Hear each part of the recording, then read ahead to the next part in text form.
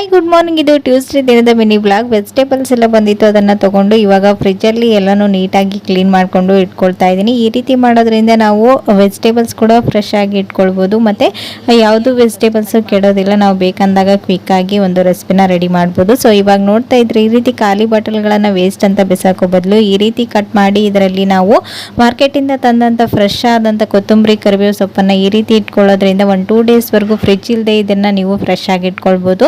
So ಈ ರೀತಿ ಒಂದ್ಸರಿ ಟ್ರೈ ಮಾಡಿ ನೋಡಿ. ಸೊ ಇವಾಗ ಈ ರೀತಿ ಹಲವಾರು ಯೂಸ್ಫುಲ್ ಟಿಪ್ಸ್ಗಳನ್ನು ನಾನು already all in one tips ಚಾನಲಲ್ಲಿ ಶೇರ್ ಮಾಡಿದ್ದೀನಿ. ನೀವು ಯಾರಿಗಾದ್ರೂ ಇಂಟ್ರೆಸ್ಟ್ ಇದ್ರೆ ಹೋಗಿ ಚೆಕ್ ಮಾಡ್ಕೊಳ್ಬೋದು. ಸೊ ಇವಾಗ ನೋಡ್ತಾ ಇದ್ರೆ evening time, Prajwal homework time. So ಶಾಪಲ್ಲೇ ಇದ್ದೀವಿ. ಸೊ ನಿಮ್ದು ಯಾವ ಅಂಗಡಿ ಇದೆ ಅಂತ ಕೇಳ್ತಾ ಇದ್ರಿ. ಸೊ ನಮ್ದು ಕಿರಾಣಿ ಸ್ಟೋರ್ ಇರೋದು. ಸೊ ಇವತ್ತಿನ ನೈಟ್ ರೆಸಿಪಿ ನಾನಿಲ್ಲಿ ಎಲ್ಲ ತರಕಾರಿನ ಹಾಕಿ ಮಾಡುವಂತಹ ಬಿಸಿಬೇಳೆ ಬಾತ್ನ ಮಾಡ್ಕೊಂಡಿದ್ದೆ. ತುಂಬಾನೇ ಟೇಸ್ಟಿಯಾಗಿ ಬಂದಿತ್ತು, ಹಾಗೆ ಈಸಿಯಾಗಿನೂ ಕೂಡ ಮಾಡ್ಕೊಳ್ಬೋದು. Thank you for watching. Bye.